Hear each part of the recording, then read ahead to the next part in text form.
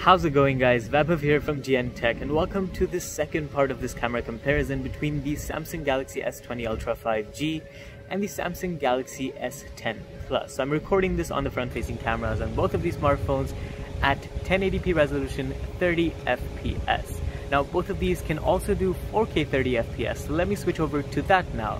This is 4K 30 FPS resolution footage from both of these smartphones, the S20 Ultra 5G and the Samsung Galaxy S10 Plus. But the S20 Ultra 5G takes it up a step further, with it capable of recording 4K 60 FPS footage from the front-facing camera. So let's take a look at that next. And finally, this is 4K 60 FPS resolution footage from the S20 Ultra 5G compared to 4K 30 FPS footage from the S10 Plus. So this is the difference between the two, and if you've missed the daytime camera comparison between these two smartphones, do check it out by clicking the card on the top right hand corner.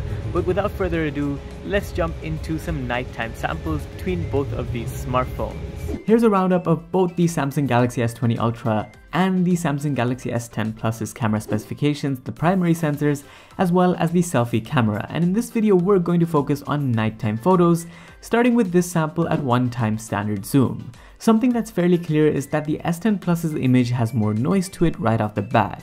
Enabling night mode on both phones, they both take similar photos, but it seems to me that the S20 Ultra captures the slightly sharper photo.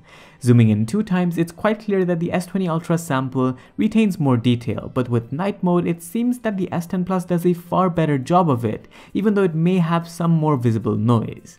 At 3x zoom though, we start to see the improvements made to the S20 Ultra's camera, but with night mode, it seems to do a slightly worse off job. I think these inconsistencies are due to the pre-release software on the phone, and future updates to address this should be rolling out to different regions very shortly.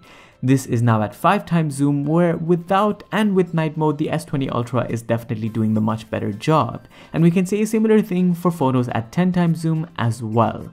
Just as a side note, you can also zoom in up to 100x with the S20 Ultra's camera if you need to use it for whatever situation. Moving to a different image now, it's fairly clear that the S10 Plus is able to bring out more detail in the photo when looking at the darker regions. With night mode, each phone enhances photos, but it seems like the S10 Plus gives off the brighter looking image. If you look a bit closer, you'll be able to tell that there is less noise to the picture from it, although because of the contrast, the S20 Ultra can bring more minute detail to life. But definitely in this image, you see Samsung's better image processing on the S20 Ultra, making the photo look much sharper and less fuzzy compared to the S10 Plus. If you take a slightly closer look, that's pretty clear, and this is without night mode. Although with night mode, the S10 Plus makes some solid ground over the S20 Ultra. And if you have a look zoomed in once again, the S10 Plus's sample is better. So there is some inconsistency to the Ultra's image processing, and hopefully Samsung's updates in the coming weeks should improve that. Here's another image without and with night mode, and here maybe the S20 Ultra's darker night mode is more favorable to control light exposure, although it does lose out on detail in dark patches of the picture, especially on that small shrub on the left, for example. The 108 megapixel mode though is still not ready to be used at night. This image now is to address the ultra-wide-angle lens on both phones, but if you look at it side by side, you see the S20 Ultra's better noise processing. Here's the sample with night mode, and following this are the ultra-wide-angle samples. The S10 Plus's image seems to process better here, and this is now with night mode enabled on both pictures. Zooming in, you do see that the S20 Ultra can capture slightly more detail in the ultra-wide photo.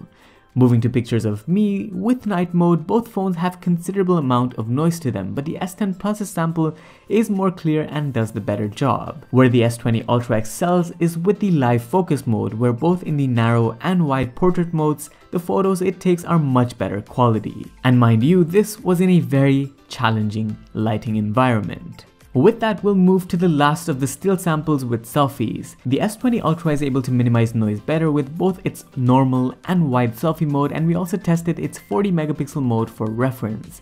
Something the S20 Ultra does impressively well is selfie night mode, where it comprehensively beats out the S10 Plus's night mode implementation. As for portrait selfies, the S20 Ultra's camera is definitely better versus the S10 Plus's, which almost seems unusable in this lighting condition. Now, looking at 1080p 30fps samples during night, one thing that's obvious is that the S20 Ultra's video has less noise.